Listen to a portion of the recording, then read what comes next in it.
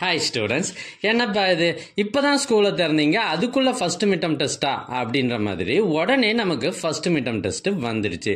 முக்கியமான கொஷின்லாம் எதுன்னு தெரியாத நிலைமையில இப்போ உங்களுக்காக நான் ஒரு ஒரிஜினல் கொஷின் பேப்பர் கொண்டு வந்திருக்கேன். இது இந்த வருஷம் 2024 ஒரு பிரைவேட் ஸ்கூலில் நடந்த original first midterm test question paper.